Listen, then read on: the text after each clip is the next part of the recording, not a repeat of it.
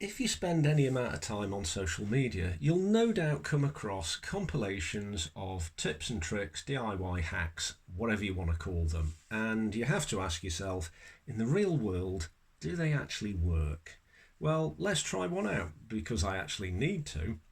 I have this garden hose tap, which I've removed, and which had a very crusty O-ring, which I've taken off. Here is the new O-ring, nice and simple. And yes, I could just easily roll that over. That's not the point. For this tip, all you need is a bit of string, and you make a loop, feed it through the O-ring like that, put the loop over the back of the thing that you want to put the O-ring onto, grab hold of both ends of the string, and then,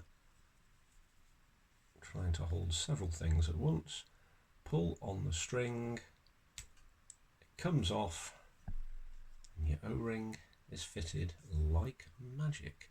No mess, no fuss. So in this instance, yeah, that tip really works. Hope that helps. Cheers now.